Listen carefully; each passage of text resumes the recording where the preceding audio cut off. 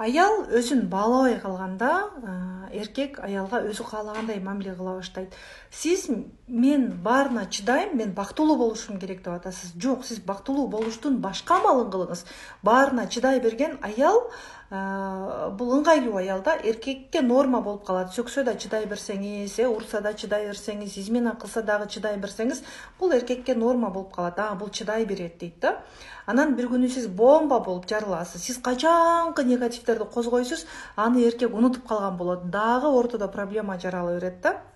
Ажырашуу оп-оңой. Үй бүлөнү сактап калуу бул чоң эмгек. Эртең сиз ажырашсаңыз эле башка бирөө күйөөсүн бере койбойт да. Ажырашууга шашылбаңыз. Эң биринчи көйгөй эмнеден келип чыгып атат?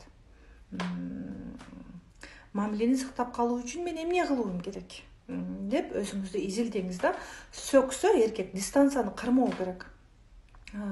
Чыдай бербөө керек да. Күйөөңүзгө айтыңыз, мен өзүмдү жакшы көрөм, өзүмдүн көңүлүмдү, өзүмдүн жанымды жакшы көрөм. Мага мындан кийин мындай мамиле кылбай эле кой деп айтыңыз. Эркек сөктүбү? Сөккөн күнү сиз ажылдап урушасыз, сен мени сөктүң, мен сени менен жашагым келбей калды дейсиз дагы, эми жашоо ушундай экен деп эшикке чыгып эле эшиктеги иштериңизди кылып, кир жууп, нан жаап, баягы эле түйшүккө кирип кетесиз. Эркекке бул норма, буга боло берет экен дейт да. Эркек сөккөн күнү жасанып, жакшынакай болуп, Кудайга көз каранды болуңузчу, сиз эркекке көз каранды болбой. Кудай бизге аба берип аткан учурда, мүмкүнчүлүк берип аткан, колу бутубуз кыймылдап турган учурда биз аракет кылышыбыз керек да, бактылуу болууга аракет кылышыбыз керек. Эркек сөктүбү?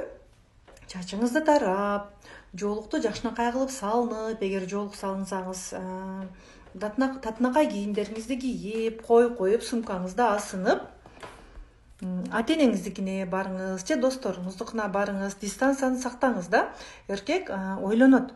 Сөксө да баарына чыдай берсеңиз, ким болсо деле сизди көргөндө сөккүсү, чыдай берсеңиз, сизди көргөндө сөккүсү келип турат да.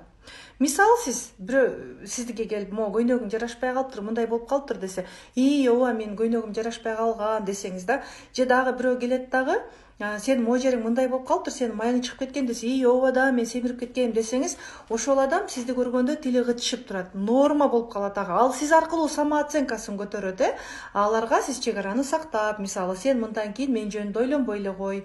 Ооба билем, мага бул жарашпайт, бирок мен жакшы көрөм бул кийимимди деп койсоңуз, экинчи сизге сүйлөбөй калганга ал үйрөнөт. Күйөө менен 4 балансты кырмоо керек. Убакыт балансын, акча балансын, анан өзүңүздүн кадыр баркыңызды көтөргөндү үйрөнүшүңүз керек. Ажырашууга шашылбаңыз.